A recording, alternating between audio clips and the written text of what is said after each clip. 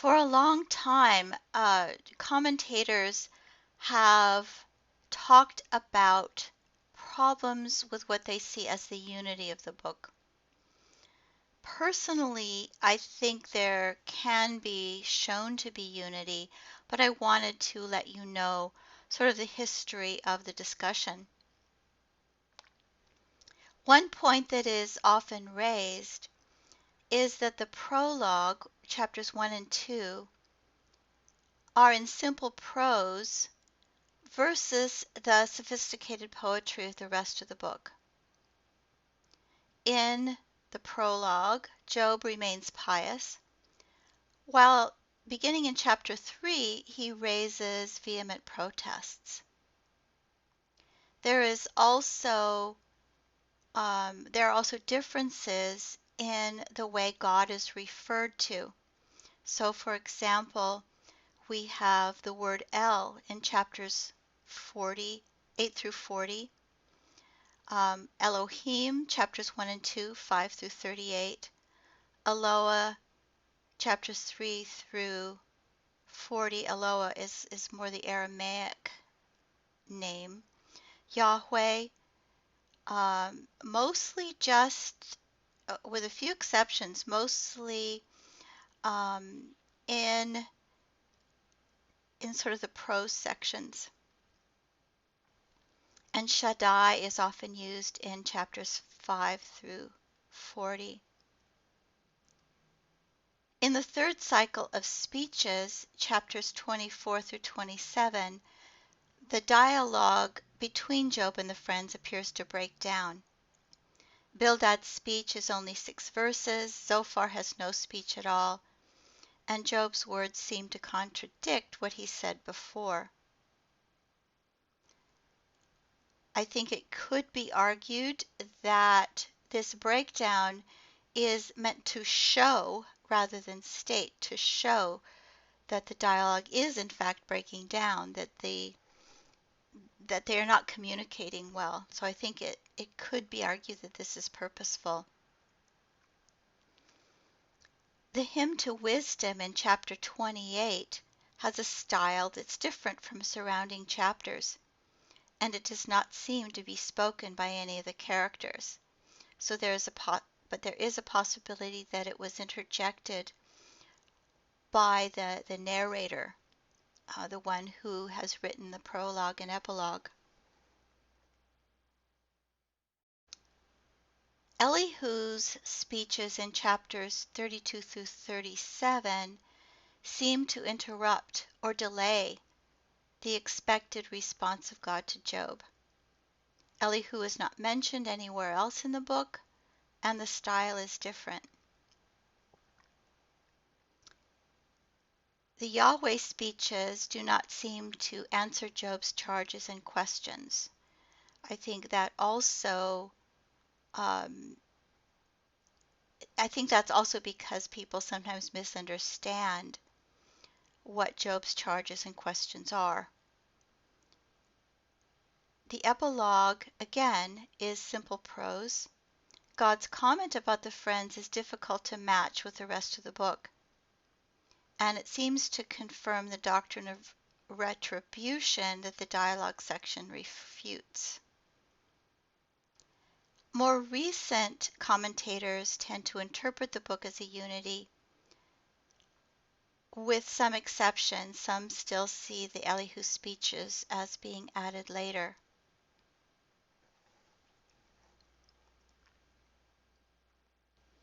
There has been a lot of discussion over the many centuries, not just by modern scholars, as to what the literary form is.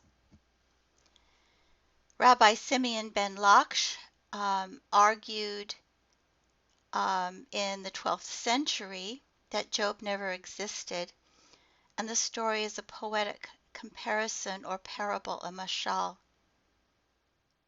Theodore of Mopsuestia, who was an early church father of the 4th century, saw it as being modeled on Greek dramas. Theodore Beza in the 16th century saw it as a tragedy. Jerome in the 4th century and Milton in the 17th century saw it as a kind of epic in which there is a long narrative of universal significance that celebrates a hero's feat.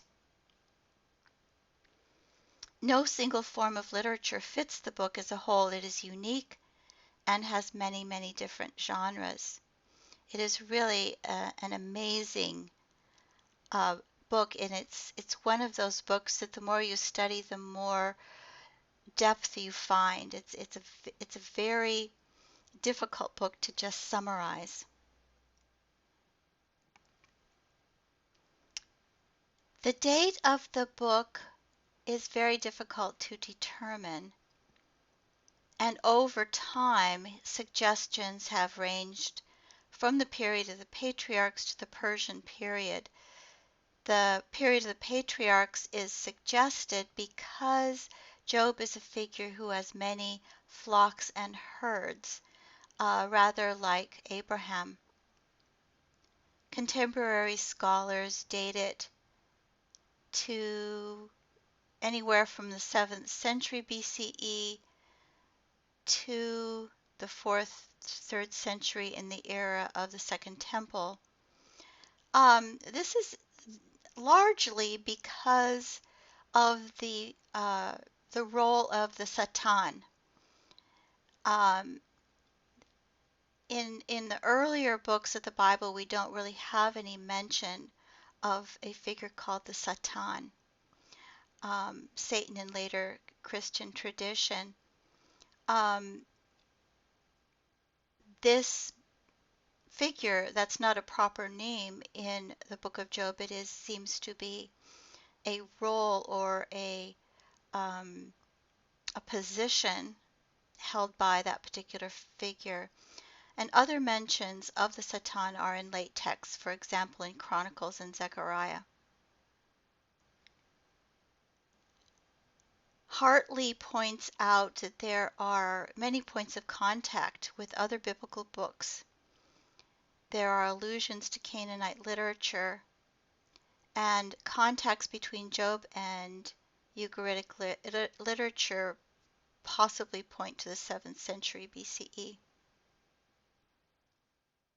Carol Newsom, based on linguistic analysis, uh, thinks that it is best seen as a composition of the 6th through 5th century BCE. But it is very hard to tell. Some people have seen the prologue as much later and the poetic parts as much earlier, so it's much in dispute. So who is the author? And this again is hard to tell. It is some figure that is an ancient wise man, as in Proverbs and Ecclesiastes, someone familiar with languages and the literature of other countries, probably part of a class that served as counselors, scribes, and teachers, is familiar with many literary forms, highly skilled in rhetoric and poetry, has a general knowledge of the natural world, is committed to Yahweh, although there is very little reference to what we might call cultic concerns. There's no mention of the temple. There's a lot of rare vocabulary and archaic verbal forms. There are mythological allusions, some based on Egyptian or Mesopotamian traditions. The speeches are shaped as disputations. These are rhetorical devices one finds in wisdom, in prophetic literature, and in legal argumentation. There are also genres of Israelite piety, in particularly the hymn, the psalm of praise, and the complaint psalm. And there is a lot of legal vocabulary, categories, and practices to bring about what has been called a forensic metaphor.